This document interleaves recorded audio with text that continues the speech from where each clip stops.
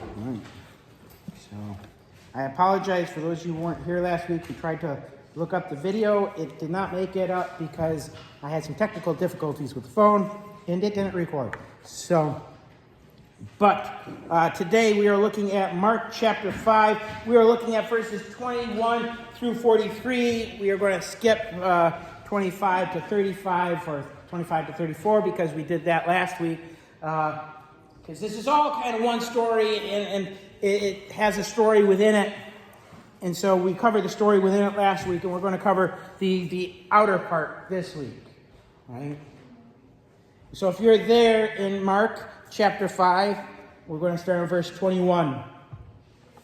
Now when Jesus had crossed over again by boat to the other side, a great multitude gathered to him, and he was by the sea. And behold, one of the rulers of the synagogue came, Jairus by name, and when he saw him, he fell at his feet, and begged him earnestly, saying, My little daughter lies at the point of death. Come and lay your hands on her, that she may be healed, and she will live. So Jesus went with him, and a great multitude followed him and thronged him. Right, and we're going to skip down to verse 35. While he was still speaking, some came from the ruler of the synagogue's house, who said, Your daughter is dead. Why trouble the teacher any further? As soon as Jesus heard the words that was spoken, he said to the ruler of the synagogue, Do not be afraid, only believe. And he permitted no one to follow him except Peter, James, and John, the brother of James. Then he came to the house of the ruler of the synagogue and saw a tumult and those who wept and wailed loudly. When he came in, he said to them, Why make this commotion and weep? The child is not dead, but sleeping. And they ridiculed him. But when he had put them all outside, he took the father and the mother of the child and those who were with him and entered where the child was lying. Then he took the child by the hand and said to her, Talitha cumi, which is translated, Little girl, I say to you, arise. Immediately the girl rose and walked, for she was 12 years of age, and they were overcome with great amazement. But he commanded them strictly that no one should know it, and said that something should be given her to eat. Right? So we have this guy, Jairus. Right? Jairus is the ruler of the synagogue. He is back in Capernaum. Right? Remember, Capernaum is kind of where Jesus kind of did a lot of his ministry from. This is where Peter's house is. Capernaum is the synagogue where when he sat down to read from the scriptures and to teach from it, they kind of drove him out and were ready to stone him, right? As this is that Capernaum, right? So this Jairus fellow knows who Jesus is. He knows about Jesus. He's heard his teaching, and he has come to a point where he realizes that Jesus is capable of doing the things that Jesus claims, right? And Jairus is, he's desperate.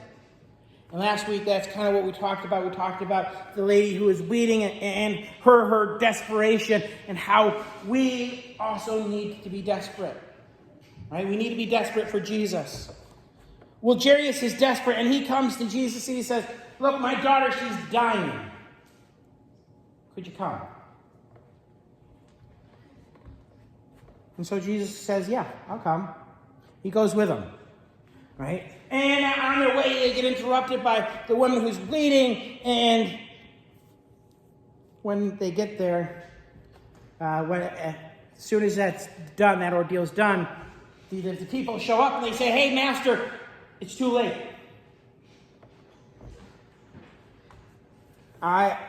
Whenever I read these stories, I like to put myself in the shoes of these people. And I could imagine being Jairus, because one of my biggest fears is to lose one of my children, right?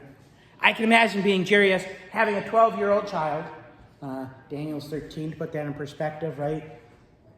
Having your 12-year-old child, this child that you have raised, that you have loved, that you've poured yourself into, and to find that I'm too late, right? And you can imagine Jairus' feelings that, had we not got stopped here, had we not had to deal with this woman over here, my child would still be alive. Right? You can feel that pain, you can feel that hurt, that anguish. And Jesus says to him, don't be afraid. Right? Don't be afraid. I wonder how many times in our lives we find things that, had this only happened, if only that. And we get that anguish, that pain, that fear that, life will never be the same again. Life will never be okay. There's something wrong. And we need to hear those words. Don't be afraid. Don't worry. Let it go. Everything's going to be all right. He says, don't be afraid. Only believe. Right? Only believe. Right? The idea here is that faith casts out fear. Right? If we believe, we don't have to worry. If we believe, things are going to be all right. Right? Don't be afraid. Only believe. And I think about that, and I think it's John, it may be James, where it says, perfect love casts out all fear. Right? He's saying, don't be afraid, only believe. And the idea that comes to my mind when I put these two scriptures together is that believing creates love. That faith, that trust in Christ, it creates that perfect love. Where we recognize that what he is doing means that it doesn't matter. What's happening in my life right now doesn't matter in the grand scheme of things. That he has a plan, that he knows what he's doing.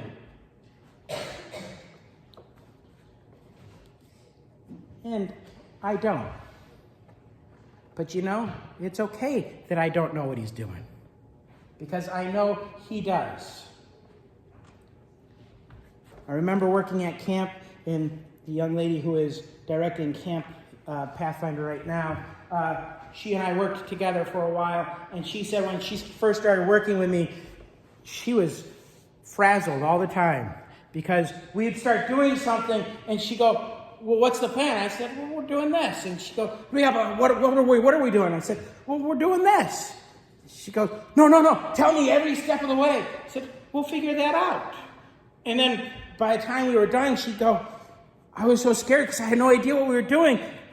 But I've come to realize, and she said this multiple times to me now, that you knew exactly where we were going. You knew that you had a plan, and it was great. It was wonderful. I said, yeah, I just want to tell you what it was, right? And because, A, if I told her what it was, she would have said, yeah, we're not doing that. B, because, well, I'm just not that articulate and not that good at writing things down. But the reality is that God doesn't tell us what his plan is, sometimes because, A, we want to say, no, we're not doing that when we know what the plan is. B, sometimes we just can't understand it. We can't comprehend it. Right? And so he says to Jairus, don't be afraid. Only believe. Well, he says to you and me, don't be afraid. Only believe. And I don't know what it is in our lives today, but I know that there is a lot of fear in the world today. I know that when I watch the news, I get a little bit of that worry. When I watch any TV, I get a little bit of that worry about the world we live in. He says, don't be afraid. Don't worry about it. Just believe. Just have faith. Trust me. Right? But Jairus, he already got the bad news, right? He got the bad news. The worst fear. Your daughter is dead.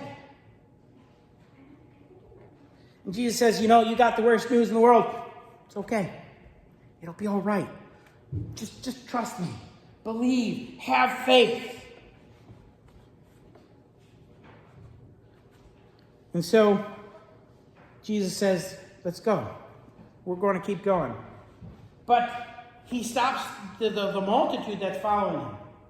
And so I'm one who looks at stuff like that and goes, why? Why does he stop the throng of people who are following him? We don't know fully. Some argue that because had he done the miracle that he's about to do with the thousands of people that are following him, they would have tried to lift him up to become the king again, and it wasn't his time. There are others, and I think I fall more into the second path, that believe that he only allows the 3 to follow him because this is not for everybody. This is a personal thing. He's about to take care of a personal family matter with Jairus. It's Jairus' family's business, not the world's business. And I think sometimes that there are things that God does for us that he says, no, this is for you, not for them. Right? This is not for the whole world to know. This is yours. And so instead of taking 1,000 people into Jairus' house, he takes Peter, James, and John. One could also note that Peter, James, and John, this is the first instance where we see him separating these 3 out. And sometimes part of this is because it's easier to teach 3 than it is to teach 1,000. And so he teaches these 3, and what we find is these 3 then teach the 12, and the 12 teach the 100, and the 100 teach the 1,000. Right? Turns out, one of those things we learn in education is if you can get one kid to know it, and then you get that kid to start telling other kids, they're actually going to learn it better from the one kid than they're going to learn it from the teacher. Right? And so you focus on a couple of kids who can then disseminate the information. Jesus does this with James, Peter, and John. But it's this personal thing. And I want us to realize that when he says, do not be afraid, only believe, we can go, oh yeah, well, he's saying that to all of us. And he is. But he's saying it to you personally as well. The things you are afraid for, the things that you're worried about, are your personal worries. And he's addressing those personal things. Do not be afraid, only believe. Right? And so he goes into the house. And we don't see anywhere in here where Jerry says, well, Jesus, I guess that's it. You don't need to come. Stop coming. His servants say that, but Jairus is willing to follow Jesus wherever Jesus leads him. That's what we sang that song just a moment ago. Wherever he's willing to lead. And I wonder the question, are we willing to follow Jesus wherever he leads us? Right? Are we willing to do whatever he calls us to do? Even when it seems pointless. Even when it seems hopeless. Right? Because the reality is that's what faith is. We have this in Hebrews 11, and I have this in the bulletin for you. Now, faith is the substance of things hoped for, the evidence of things not seen, for by it the elders obtained a good testimony. Right? Faith is the substance of things hoped for. So even when things seem hopeless, faith is holding out hope because we know that God is going to deliver and that everything's going to be all right. The reality is, though, he may not deliver it the way we intend it to. We expect him to. But he is going to deliver. And faith is that willingness to follow because we know that he has the plan. With that willingness to follow because we love him and we trust him. And so they go into the house. And they see this tumult, this crowd of chaos, really. And I've been to a couple of funerals. We've been to a couple of funerals. And, when we go to funerals, there's often somebody crying. And sometimes there's that one person who's crying, just kind of hysterically crying. But we tend to keep the volume down. We tend not to yell. We tend not to wail. That's not the way they mourned. In fact, I listened to multiple messages on this, studied lots of things, and everybody brings up the fact that the Jewish custom, the rabbi said even the poorest of families needed to hire at least 2 lute players and at least 1 mourner. Not even just have at least one person there. No, you had to hire a professional mourner. Somebody who would come in and instead of leading the singing, they would lead the crying. You know, and they weren't just somebody who got up there and cried quietly. They were somebody who got up there and cried loud, and they sobbed. You know, that loud, ugly cry that allows other people to go, okay, it's okay for me to cry too. Right? It was customary for them to rip their clothing at funerals. Everybody was expected to do this. The family members would rip it over their hearts, and those close would rip it close to the heart, but not over the heart. Right? The rip in the clothing had to be the size of a fist at least. Right? And you were expected to wear this clothing for a month afterwards. And I can see my wife going, no. Right? They're crying, they're making a scene, they're making a fuss. They're, oh my goodness, the world is ending kind of thing. I told you when I watch the news, I get a little worried. Turns out whenever you turn on the TV these days, that's what you see, is the world is ending. People are making a fuss. They're loud and they're mourning the death of society. Right? There are some things I find funny, you know. You listen, and I'm going to get a little political for a second. You listen to the political spectrum, right? If Kamala Harris wins the election, that's the end of democracy, right? If Donald Trump wins the election, that's the end of democracy, right? That's what they're telling us. You guys all heard this, right? It's the end of it. The end of America. The end of the world. It's hopeless. It's dead. They're screaming. They're crying out loud. They're making a scene. They're making a fuss because it gets everybody else stirred up too. It gets us scared. And, you know, it's harder to not be afraid and to believe when that's going on. And Jesus looks at him and says, what are you doing? Right? What are you doing? Why are you making this commotion and weeping? And he asks him a question. And they're all probably sitting there going, well, because she's dead? Duh. Because the world's ending? Because life as we know it can never be the same? And Jesus says, the child is not dead, right? But sleeping. Right? Now, yes, sleeping is used as a euphemism. We see it in 1 Thessalonians. You know, he says, look, I don't want you to be ignorant, brethren, concerning those who have fallen asleep, lest you sorrow as others who have no hope, right? Those who have fallen asleep are those who died in Christ. Those who died in faith, right? Who are resting in the ground. Yesterday we were playing a game of I Spy sort of a thing, going through the alphabet, and we got to R, and as we were driving by the cemetery, and the kids looked over and go, resting place. Right? I said, all right, that counts. She's only asleep, meaning she's going to come back. She's going to wake up, right? Why are we weeping? Why are we crying? You know, even if democracy goes away for a little bit, it'll come back. But it turns out democracy is not the answer to eternity. Jesus is. Right? When it really comes down to it, we have the answer to eternity. We know that the world is not going to end when we have Christ.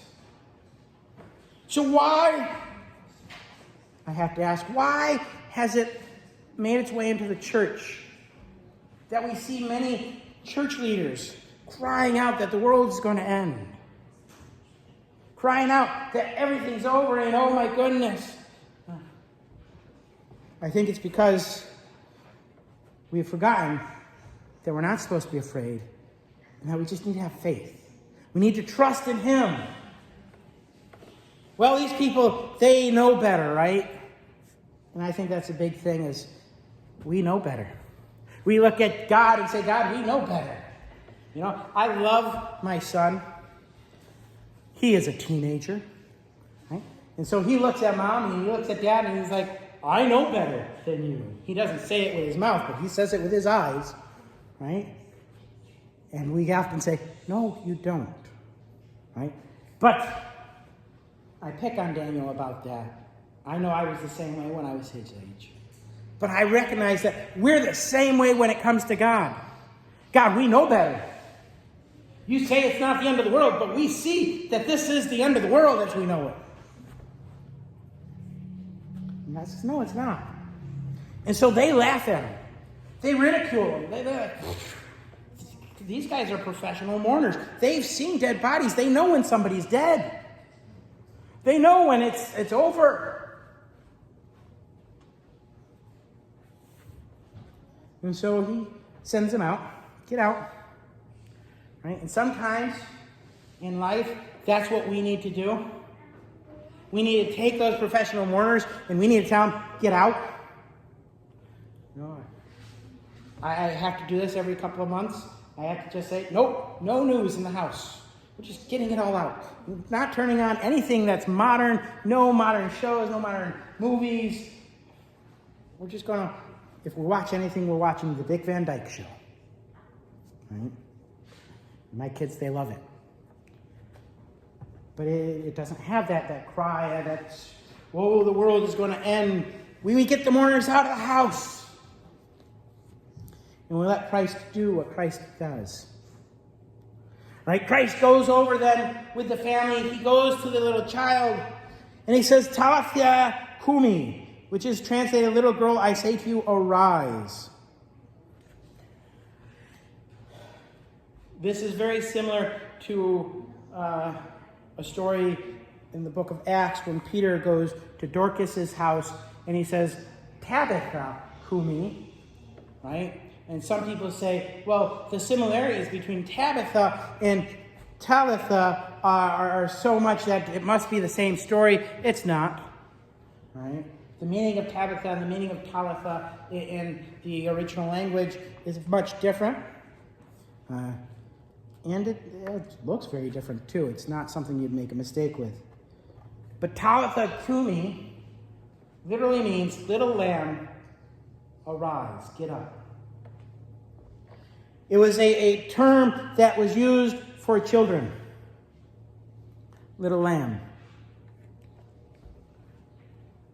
You know, Jesus himself was the little lamb. And would couple years from now, have to arise himself and come back. Talitha kumi, little lamb, arise. And so she did. She got up. And then they're told, don't tell anybody about this.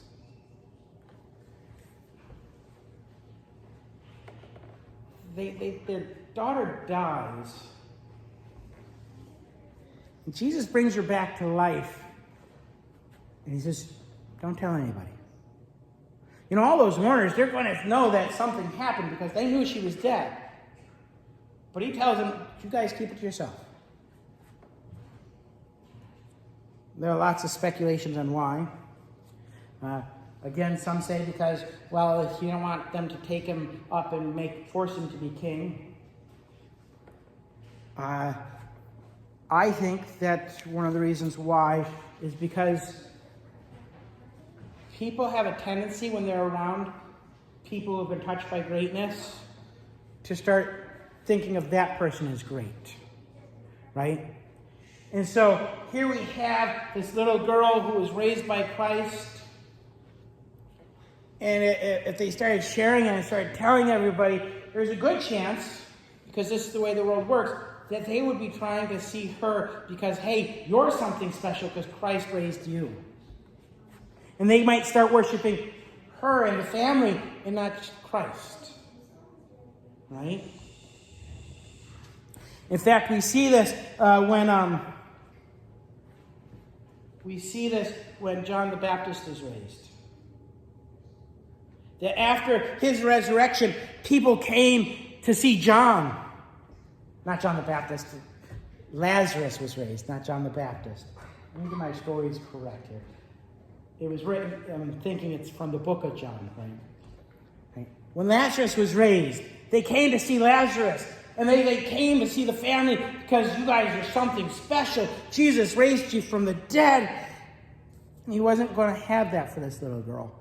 He wasn't going to allow her to be kind of hounded down like that, right? You watch all these specials about kids who are lifted up to celebrity status, and you see that it ruins their lives. He wasn't going to raise her up to have her life ruined by this. And at the same point, he wasn't going to have people get lost because they're trying to worship her instead. And so we have Jesus who comes and he says, don't worry, it'll be okay, trust me. Even though she had died, even though it seemed all reasonable hope was gone, he still tells us today, don't worry. Don't be afraid, only believe. And there's one other thing that I want to pull out of the scripture today. And that's because when I think about this scripture, I think about this one in Matthew 8 that I have in the bulletin for you guys. It's another in the place where a father comes and says, my child, or in Matthew 8, my servant is dying, right? Matthew 8, 5 through 9. Now when Jesus had entered Capernaum, a centurion came to him, pleading with him, saying, Lord, my servant is lying at home, paralyzed, dreadfully tormented. And Jesus said to him, I will come and heal him. And the centurion answered and said, Lord, I am not worthy that you should come under my roof, but only speak a word, and my servant will be healed. For I also am a man under authority, having soldiers under me. And I say to this one, go, and he goes, and to another, come, and he comes, and to my servants, do this, and he does it. And so Jesus commends his faith, and then in verse 13, Jesus said to the centurion, go your way, and as you have believed, so let it be done for you. And his servant was healed that same hour. And I relate the two stories in part because here we have Jairus who says, Lord, I need you to come because my daughter's dying. And Jesus says, all right, let's go.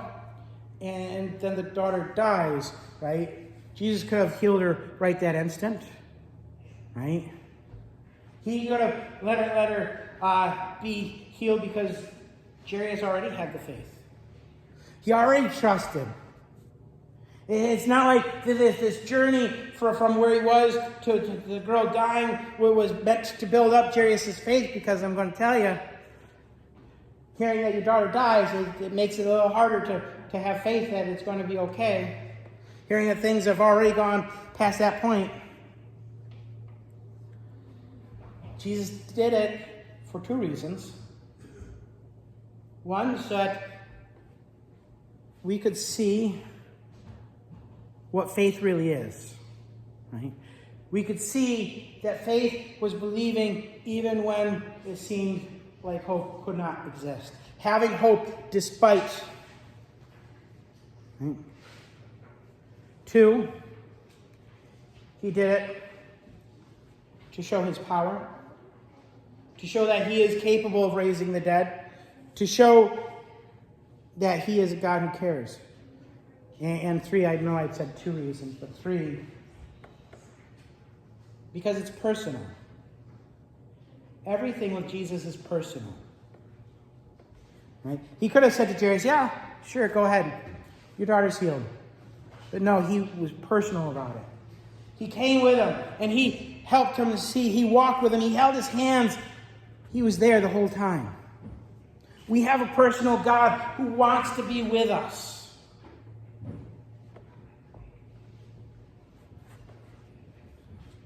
We should want to be with him. Because, you know what? When we're with him, we don't have to be afraid. It's kind of the same thing he said to the disciples back in chapter 4. He said, why are you so fearful? Right? And he calmed the waves. He says to you and me, don't be afraid. Only believe. Have faith. He is our hope, and that hope will not let us down. Will you bow with me in prayer?